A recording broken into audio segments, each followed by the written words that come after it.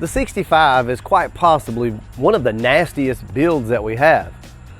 Now, not by sheer cubic inch and cam size and head size maybe, but this thing is super lightweight and it packs a hell of a punch for what it is. We are going to be putting on our first race ever down here in the Dirty Dirty. December 4th and 5th, we're going to have Easy Stick, which is synchronized, and Limited Stick, which is non-synchronized. We will also have a daily driver class and an unlimited class, which is Run What You Brung. If you're curious, if you're interested, head over to my Facebook page in the event section. Check it out. All the rules, everything else you need to know is right there. See you guys there.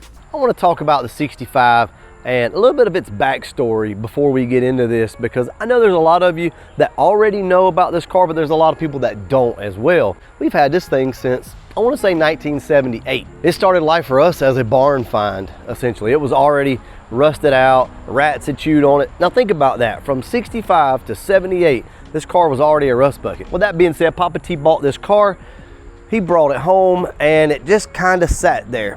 But at some point, him and his friend, Michael, they got together and they put an engine in this car. I don't know exactly how it was built, whose was what, but there was like a mix and match of parts, if you will, to go in this car. Now back then, we're talking mid 80s probably when they did this. I'll go ahead and show you guys exactly the engine that they built back in the 80s. Now this was a hot little engine. For back in the day, it was probably 320 horsepower, I don't know. Now we got to go back to 1985 through about 96, 97. We did not have super high horsepower cars running around the street. If you had a 350 horsepower car on the street, that was pretty much top notch for the most part. Not like it is today where you can go out and buy 800 horsepower cars right off the car lot. That was unobtainable. So now this car has an even hotter setup in it, the hottest yet throughout all these years that we've had in this car. A nasty little 347. Not the nastiest, not 13-to-1 huge solid roller, the biggest heads a guy can get, no, but a very solid setup for the street. Probably 500 crank horsepower engine setup here. Maybe a little more, maybe a little less, but you have to understand these cars are extremely light. You're talking about a 2,800 pound car depending. So let's back up a little bit. Let's go back to whenever I drove this car in high school. I used to race this thing almost every weekend and it was hard to beat. Not saying that it couldn't be beat, but back in the day, I don't think it lost a race, which, you know, I wasn't out racing race cars, don't get me wrong, but this car was kind of known in the streets and it had a nice setup in it. It had a comparable setup for the time. Nowadays, 500 horsepower is nothing. I mean, there again, cars are coming out of the gate with 700-800 horsepower now that you can go buy. But the key is this car, there again, doesn't weigh anything, and it's a very high revving engine, and this thing runs really good. So why are we not racing this car? Why does it just kind of sit here? That's what I want to talk about today. See, I learned a lot building this car. Multiple times, actually, I've had to build this car. I learned a lot. One of the things that's really stuck with me ever since it happened was not to beat on these things every single time I take them out. I gave it to Papa T. I go over one day, I drive this thing and beat the shit out of it, you know, like we always do, and I break it. This car was down for like 6 months or more. Finally got it put back together, and I'm just a little timid. But I don't think that that's a bad thing. See, I think that is what changes us when we become men versus young boys, teenagers, young men.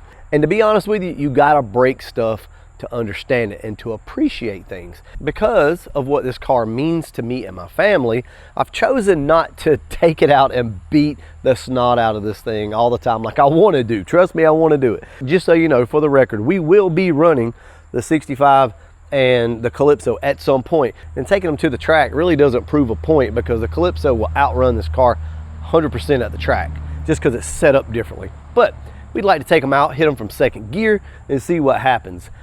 I believe the Calypso is going to be faster, possibly, but I'm not 100% sure.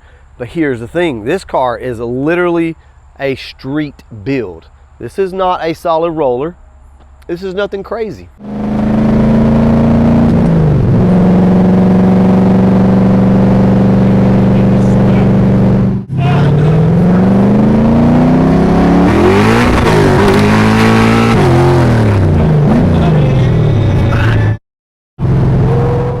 And just in case you're wondering, yes, we do have nitrous for this car, and that is a nasty kit. This come off my buddy Ben's car. Look at the size of that solenoid. But regardless of that, even if it's close, even if it's whatever, this little car right here oftentimes is overlooked, even by myself and by a lot of people. They see the car, they say, oh man, that's a good looking car, I really like it, you know? And they're just thinking, yeah, nothing to it with the 17-inch wheels and the low profile tires and things like that. It doesn't look racy. It looks more road race inspired than drag race. So this car is very addicting. When you get out and you start beating on it, this thing is different than all the other cars that I've ever had. It plants. It's got cow tracks on it. You know, we've got a built rear end in this thing.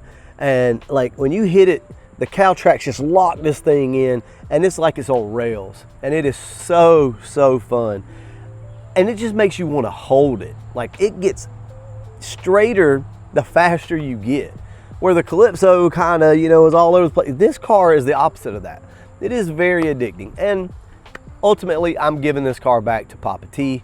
So we'll probably get one race out of it. You know, even though I'm sitting here talking about nitrous on the car, it'll be a while before we put nitrous back on it. But if we were to put nitrous on it, it would be one of the fastest cars that we have and very unsuspecting. I set a little cheater slicks on this car and just fine tune the suspension with the cow tracks, and we'd have something here, y'all. We really would. It's a TKX car, built rear end, aluminum drive shaft safety loop. This car's taught me a lot, and I've been wanting to share this with people because it made an impact on me when we built this car. Now there was a lot of hands that helped out with this.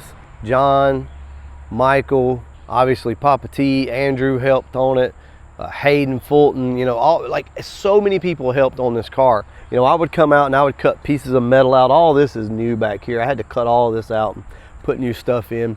And I would come out and I would take my time, and it was going really good. And then I started getting rushed. You know, the channel kind of makes you feel that way sometimes. And I started feeling like I needed to perform. I needed to get out here and show you guys that I could do all this work really fast, which I enjoy, proving to myself as well. But what happened is I ended up getting burnout on this car.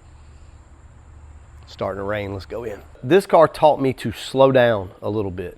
You know, I'd gotten to the point where we were blowing through things on this car. All these little projects, all these little things that we needed to get done, we were just blowing through it. And it got to be where it wasn't any fun. It was work. It was a lot of work, and it didn't need to be that way.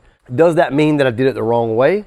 That like the car is not built right because of it, or it's weaker because of it? No, everything was done the way that I wanted to do it. But this car taught me to have some patience. And this is why I think you don't see us build cars the way that we did. This car started it, and then Michael's car, Capone, it finished it. That was the final straw. That car took so much out of us that it completely changed our mindset. So there is burnout. Everybody can experience it. I've experienced it. If you push too hard for too long, you'll lose interest in everything that you love. That's my message to you guys. Papa T is going to take delivery of this car really any day now.